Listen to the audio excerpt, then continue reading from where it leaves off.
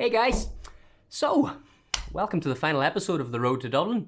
This has been a 16-week vlog series about me, Declan, and my journey to Dublin Marathon.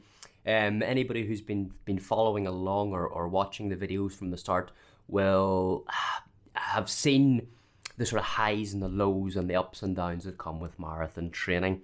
And with this being the final video, this is sort of like the summary of how things went over the whole training block as well as the result. I've watched a few series like this before, and a lot of the times they sort of keep you on tenterhooks towards the end, stay tuned to hear the results. But I'm not going to do that. I'm going to be upfront, I'm going to be honest at the very beginning, and I didn't hit my goal. So last week I was super confident.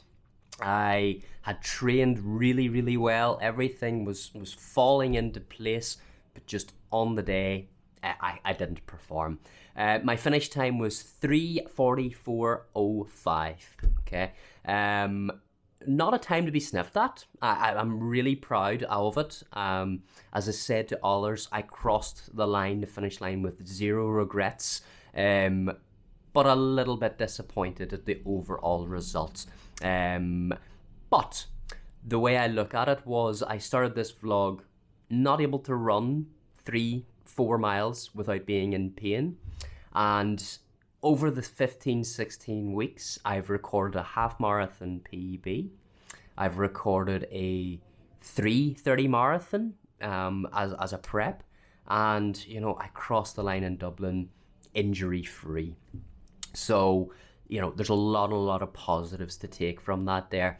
I believe that I'm back to pre-COVID fitness, so before the pandemic sort of took over the world, which will give me a real good springboard into the next training block that I have planned, which was the ultimate goal of what I wanted to do. I wanted like a full reset to get back to where I was. But as I say, disappointed. I didn't quite hit the goal, but at the same time proud of everything that I've achieved to this so far. So a little bit of a summary of week 16 of the training block. There was only 3 runs. There was a 5k easy run, and it was super easy. It was done on the treadmill. There was no issues with that there.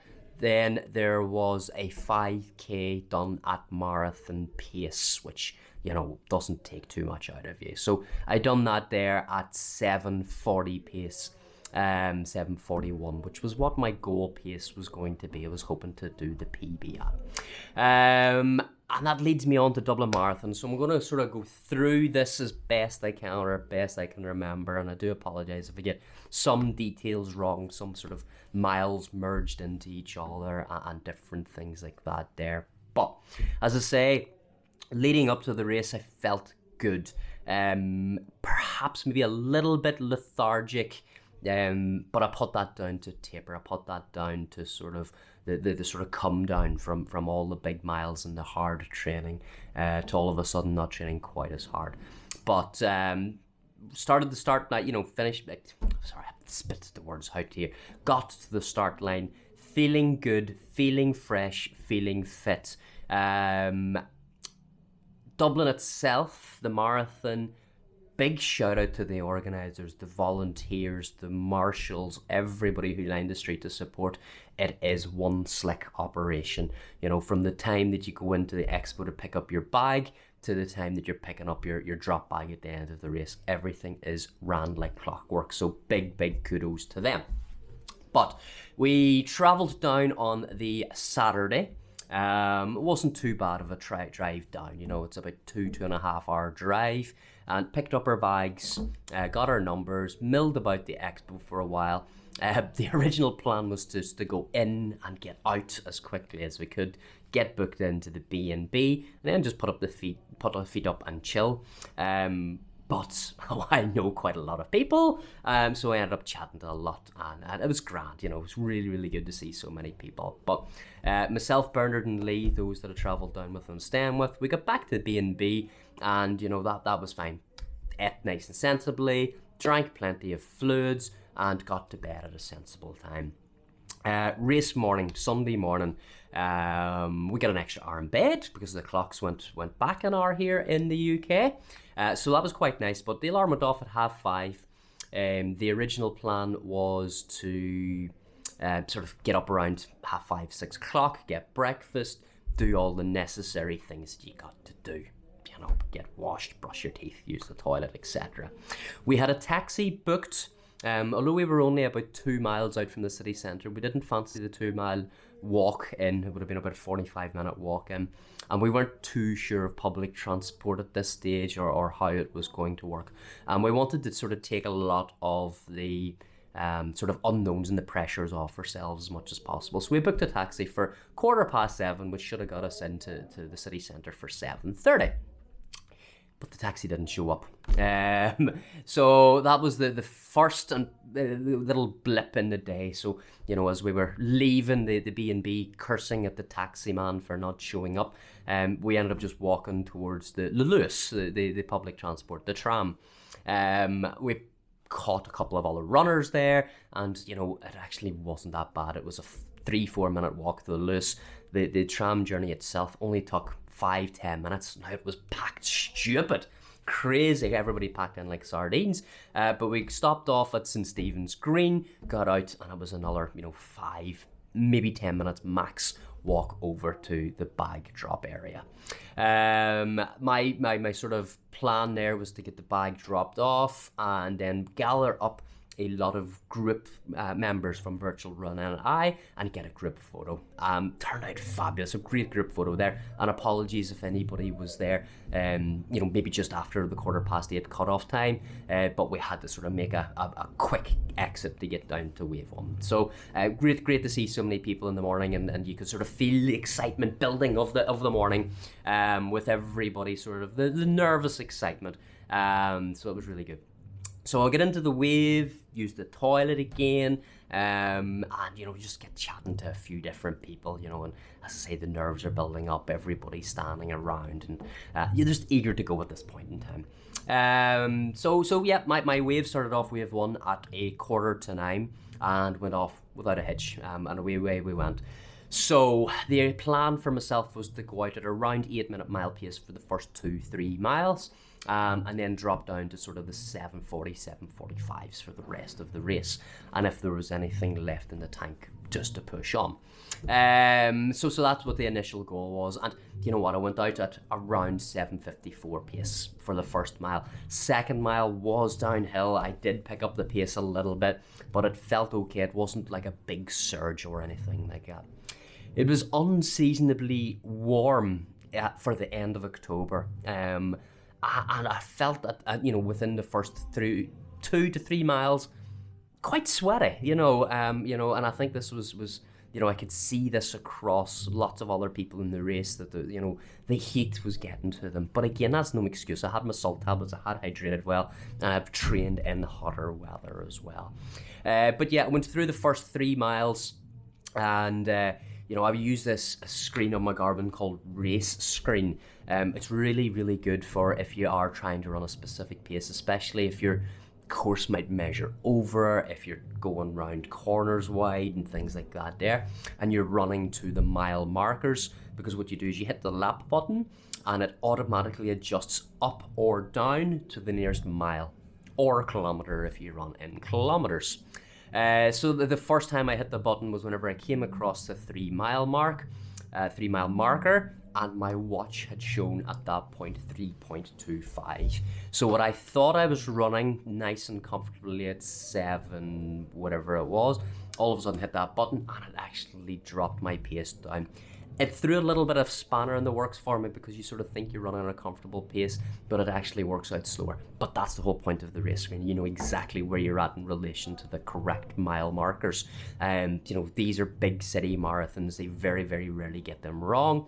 So you got to run the race, not trust your GPS that much on these here. But that was fine. So cruising through the next sort of few miles, if anybody else done Dublin, I know quite a few people watching this here. The first mile's slightly uphill, second mile's downhill, and then you've got mile 3, 4, and 5, which are a nice steady climb. They're not huge hills; they're just steady.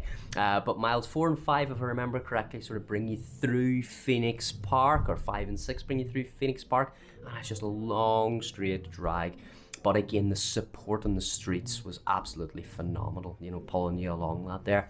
Water stops slower as well.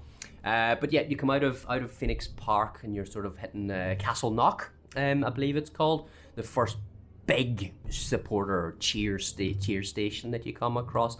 And again, I'm feeling really good at this point. Going through, ticking off at 7:40, 7:45s. Absolutely in control. Doesn't feel like it's working, I'm working too hard. Everything feels good. And the support of the crowd's getting there. I'm chatting to people beside me. I see a few people that I recognise, and all's very good. Go through Castleknock, going downhill.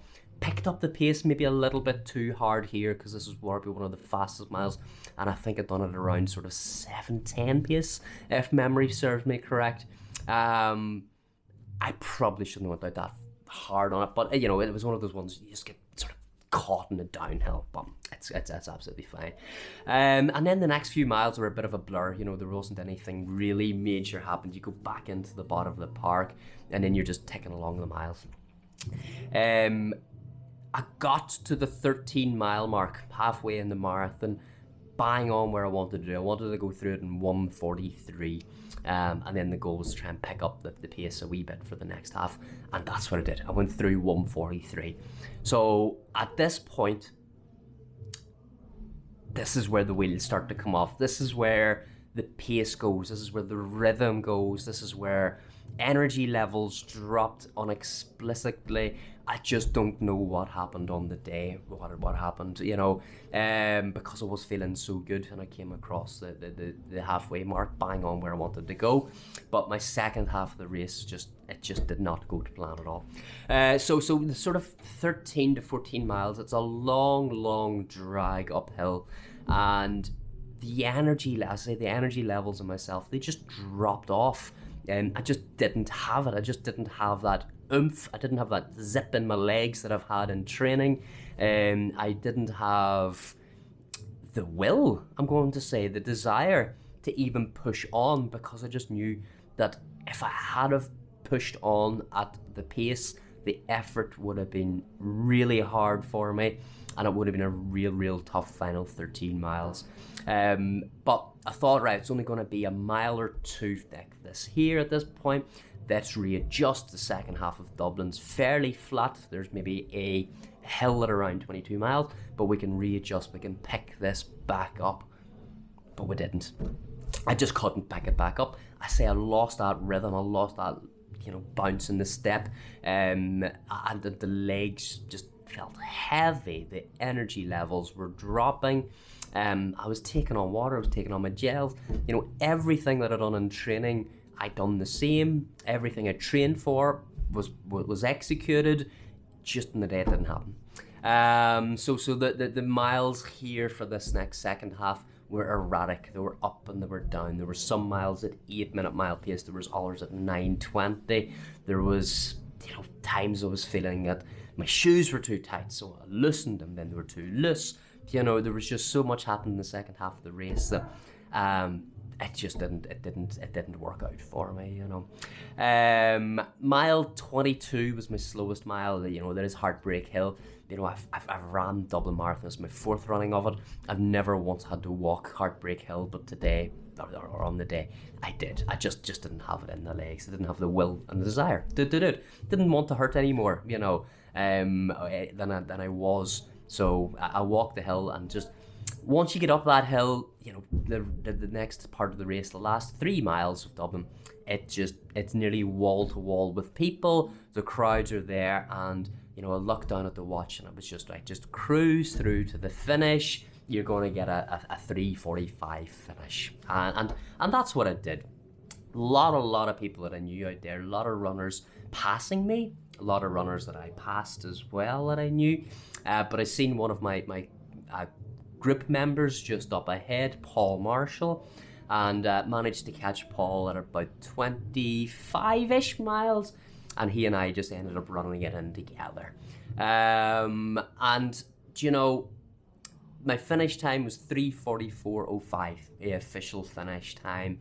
And I'm happy. I am. I say I'm disappointed but happy. It's a bit of a sort of double-edged sword. I don't know if that's the right phrase to use, but you know, I'm happy with my time considering how it went. You know, there were other people who didn't finish the race for different reasons. There was a lot of people getting worked on the day. A lot of people didn't hit their goal in Dublin. A lot of people, you know, I spoke to after the race went very similar to mine. Sort of once they hit that 13, 14 mile mark, the wheels started to come off. Inexplicitly, nobody could work out what was going on. Whereas another subgroup of people hit their goal, no problem at all, and absolutely smashed the marathon. And I'm absolutely delighted for every single person who toed the line, crossed the finish line, or attempted the marathon as well, and even put all the training into it. So reflections overall, reflections over the last 16 weeks. I am delighted to be where I'm at. You know, I am back feeling really, really fit. I'm back feeling, you know, fast and light on my feet. I feel confident turning up to races again, that, you know, I'm running the times that I was running back in 2019. You know, I'm now 40 years of age. The decline should be on, but you know, I'm back to where I was, and that was really the goal of this training block, to get back to a 3:30 marathon. And I done that in Lisburn 5 weeks ago now, if you're watching this video whenever it's released. So, you know, I ran a 3:32 marathon, and I'm absolutely delighted now. I'm also kicking myself a little bit. Anybody who watched that video will realise that I slowed down a little bit because I didn't want to PB. And hindsight's a wonderful thing. Now, if I had knew how Dublin was going to go, I probably should have pushed in the Lisburn at the race. So that video, I'll link it here for that one. It does. The title of it, Did I Peak Too Early? Perhaps I've peaked too early. So going forward, what's the outlook for myself? I'm going to spend the winter training aerobically.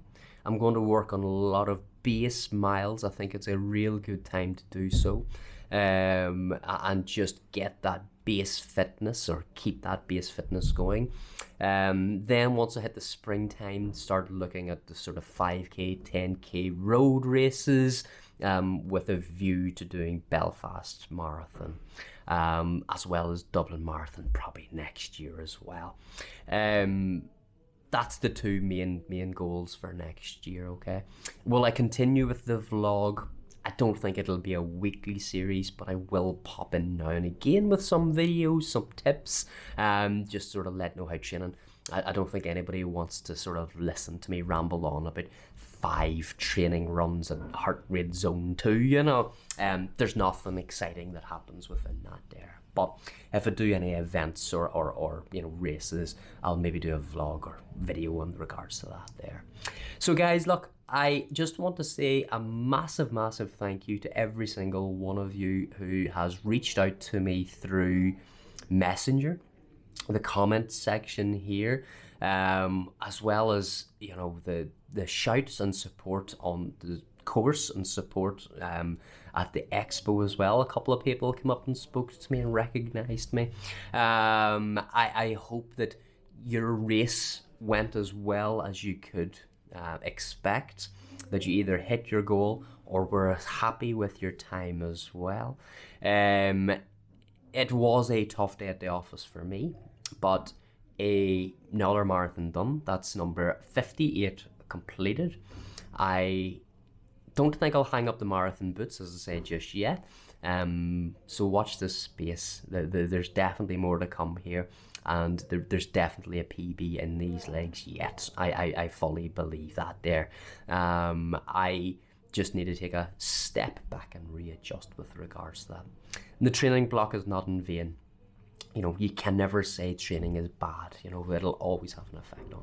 So guys, look, thank you very much once more from me, Declan, for staying with me and watching this here. I say hopefully you've got something out of it. Hopefully you get an insight into what marathon training looks like.